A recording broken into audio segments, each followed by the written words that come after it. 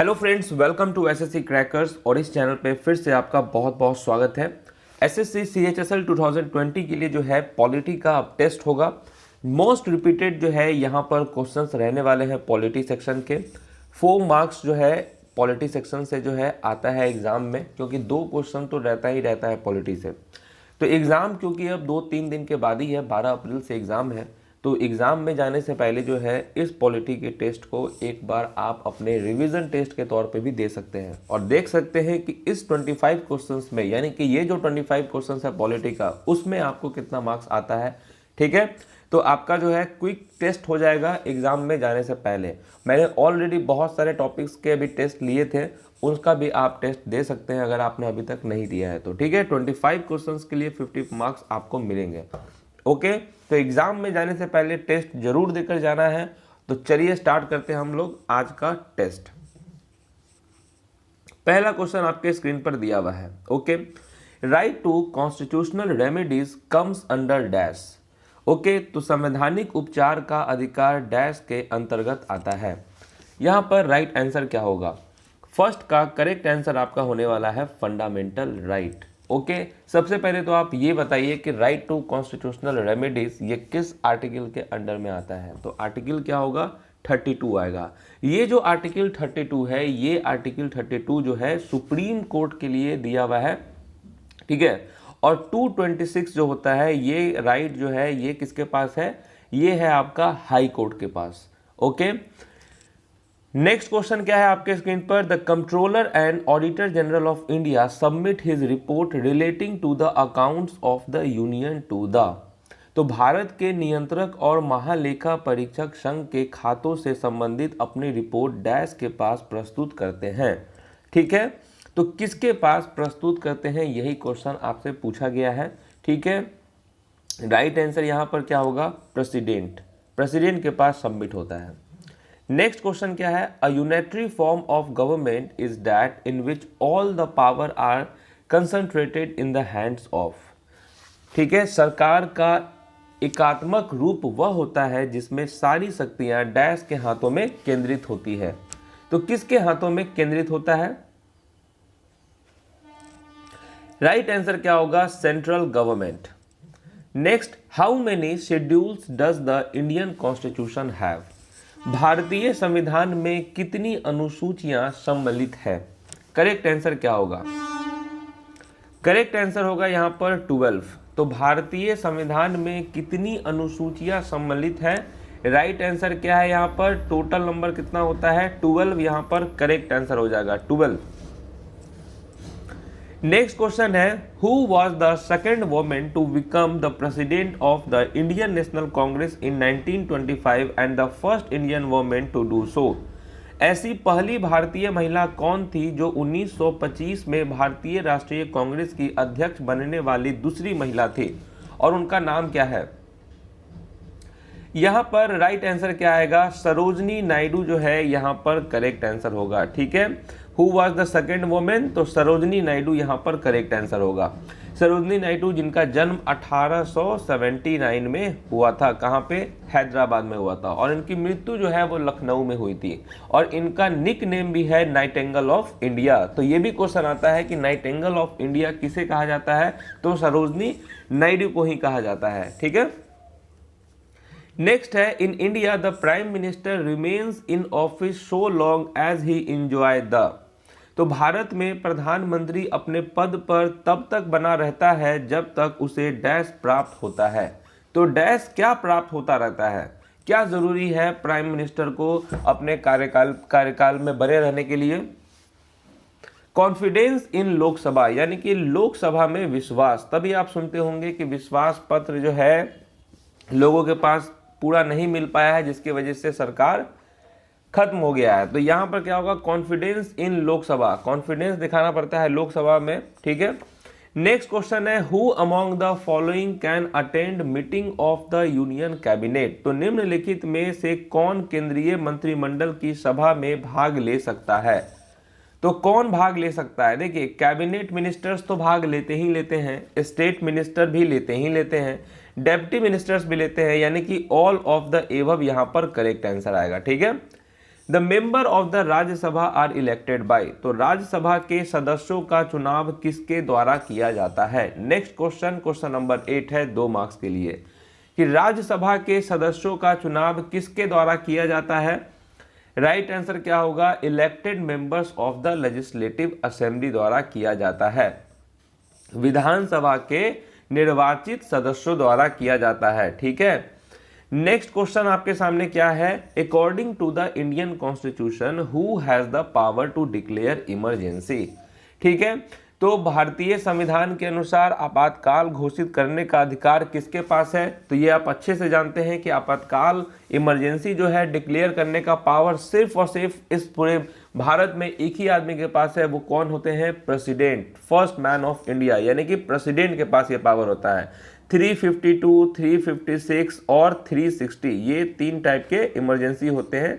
ठीक है, next question आपके सामने क्या दिया हुआ है, what is the literal meaning of the term क्यो वारंटो। ठीक है, तो क्यो वारंटो का शाब्दिक अर्थ क्या है। राइट आंसर क्या आएगा, बाय व्हाट अथॉरिटी और वारंट। ठीक है, option number 3। Next, who administers the oath of the president of India. ठीक है, भारत के राष्ट्रपति को शपथ कौन दिलाता है। करेक्ट आंसर क्या आएगा यहाँ पर, चीफ जस्टिस ऑफ इंडिया। ठीक है, तो भारत के राष्ट्रपति को शपथ कौन दिलाता है, ये पावर किसके पास है, तो चीफ जस्टिस ऑफ इंडिया के पास है। और प्रेजेंट टाइम पे चीफ जस्टिस ऑफ इंडिया कौन है, ये आप कमेंट करके जरूर बताइएगा कि चीफ जस्टिस ऑफ इंडिया कौन है। Next, dash makes law on matter included in union list and concurrent list. ठीक है, तो डैश संघ सूची और समवर्ती सूची में शामिल मामलों पर कानून बनाता है। ये कौन बनाता है कानून। देखिए 3 टाइप के लिस्ट होते हैं, यूनियन लिस्ट होता है, स्टेट लिस्ट होता है, कंकरेंट लिस्ट होता है। ठीक है, तो क्वेश्चन क्या है कि dash makes law on matters included in union list and concurrent list. Answer होगा यहाँ पर लोकसभा। ठीक है, लोकसभा के पास ये पावर है। नेक्स्ट क्वेश्चन है, population control and family planning, ये किस लिस्ट में आता है, ये आपसे पूछा गया है। ठीक है, population control and family planning is listed in the dash list given in the 7th schedule in the constitution of India. तो ये आता है कंकरेंट लिस्ट में आता है। ठीक है, population control and family planning किस में आता है, कंकरेंट लिस्ट में आता है। नेक्स्ट क्वेश्चन पे चले हम लोग। नेक्स्ट क्वेश्चन क्या दिया हुआ है, विच of the following articles can not be suspended during the emergency. ठीक है, तो निम्नलिखित में से कौन सा अनुच्छेद को आपातकाल के दौरान भी निलंबित नहीं किया जा सकता है। ठीक है, राइट आंसर क्या होगा, ये क्वेश्चन काफी इंपॉर्टेंट है, बहुत बार पूछा गया है। तो क्या होगा यहाँ पर, आर्टिकल 20 और आर्टिकल 21 जो है ये इसको सस्पेंड नहीं किया जाता है इमरजेंसी के दौरान भी। ठीक है, नेक्स्ट क्वेश्चन क्या है यहाँ पर, नेक्स्ट क्वेश्चन दिया हुआ है, in Indian constitution the method of election of the president has been taken from which country. तो भारतीय संविधान में राष्ट्रपति के चुनाव की प्रक्रिया कौन से देश के संविधान से ली गई है। ठीक है, और वो कौन सा देश है जहां से ये लिया गया है, आयरलैंड यहाँ पर करेक्ट आंसर होगा। तो राष्ट्रपति के चुनाव की प्रक्रिया कौन से देश से ली गई है, तो आयरलैंड से ली गई है। Next, the state list contains, okay, the state list contains, state list यानी कि राज्य सूची में कितने विषय सम्मिलित हैं। करेक्ट आंसर यहाँ पर क्या होगा, कितने विषय सम्मिलित हैं। करेक्ट आंसर यहाँ पर होगा आपका 61। टोटल यहाँ पर कितने हैं, 61 जो है यहाँ पर लिस्टेड है। ठीक है,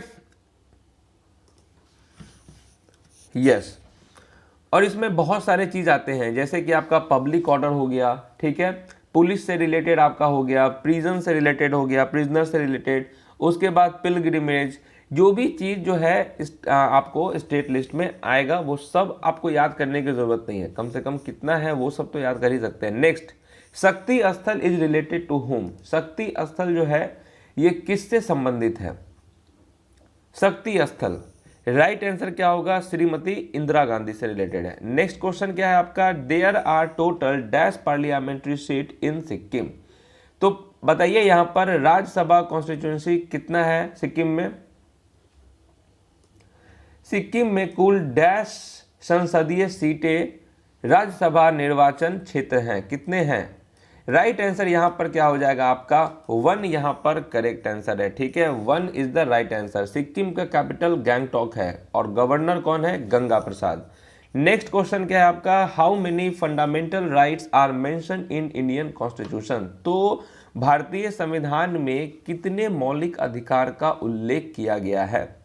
कितने मौलिक अधिकार का उल्लेख किया गया है ये सब आप जानते हैं। राइट आंसर क्या होगा? 6। ओके, टोटल जो है 6 फंडामेंटल राइट्स हैं। ठीक है, भारतीय संविधान में कितने मौलिक अधिकारों हैं? तो ये है 6। Okay, right to equality, right to freedom, right against exploitation, right to freedom of religion, cultural and educational right और राइट टू कॉन्स्टिट्यूशनल रेमेडीज। ये 6 ऐसे फंडामेंटल राइट्स हैं। नेक्स्ट है part 4 of constitution of India deals with which of the following? भारत के संविधान का भाग 4 निम्नलिखित में से किससे संबंधित है?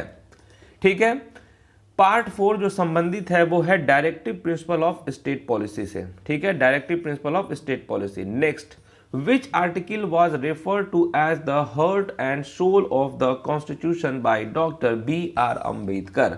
ठीक है, तो डॉक्टर B.R. अम्बेडकर द्वारा संविधान के दिल और आत्मा के रूप में किस अनुच्छेद को संदर्भित किया गया है? आर्टिकल 32 को, जिसमें राइट टू कॉन्स्टिट्यूशनल रेमेडीज है। नेक्स्ट क्वेश्चन है, when the offices of the president and vice president fall vacant simultaneously who act as president? तो एक बात बताइए कि जब अगर प्रेसिडेंट और वाइस प्रेसिडेंट इन दोनों के पद जो है एक साथ खाली हो जाते हैं तो राष्ट्रपति के रूप में भारत में कौन कार्य करता है? राइट आंसर क्या होगा? Chief justice of India. ठीक है, नेक्स्ट क्वेश्चन है, administrative tribunal is related to which article? ठीक है, प्रशासनिक ट्रिब्यूनल किस अनुच्छेद से संबंधित है? Administrative tribunal is related with which article? तो आर्टिकल 323A जो है ये रिलेटेड है। Next, the minimum age limit for the membership of the Vidhan Parishad is? ठीक है, विधान परिषद की सदस्यता के लिए न्यूनतम आयु सीमा क्या है?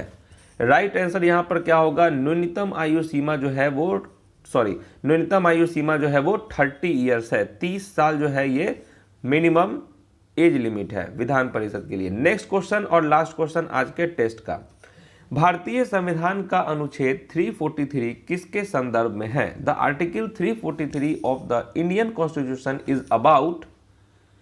राइट आंसर क्या आएगा? Hindi as official language. और इसी के अंतर्गत टोटल कितने लैंग्वेज है? 22। ओके, चलिए, तो ये रहा आपका एग्जाम में जाने से पहले पॉलिटी का एक शॉर्ट टेस्ट 25 क्वेश्चंस का। ठीक है, अभी और भी 3-4 टेस्ट बैक टू बैक आएंगे और रात में होने वाला है करंट अफेयर्स का महा मैराथन, जिसमें आपके 200 से 300 क्वेश्चंस कंप्लीट रिवीजन जो है आपका होने वाला है। ठीक है, तो देखिए रिजल्ट टाइम आ चुका है और जैसा क्वेश्चन था उसके हिसाब से जो है कट ऑफ जाएगा इस सेट के लिए 20। ठीक है, 20 अगर आपका आ रहा है तो आप कट ऑफ क्लियर कर दिए हैं इस पॉलिटी टेस्ट में 25 क्वेश्चन का जो पूछा गया आपसे। और सिलेक्शन के लिए यानी कि अच्छे स्कोर के लिए 22 मार्क्स अगर आपका आ रहा है या उससे ऊपर आ रहा है तो आपका परफॉर्मेंस बहुत अच्छा है, पॉलिटी आपका डन है। तो चलिए मिलते हैं आपसे नेक्स्ट टॉपिक में, तब तक के लिए ऑल द बेस्ट।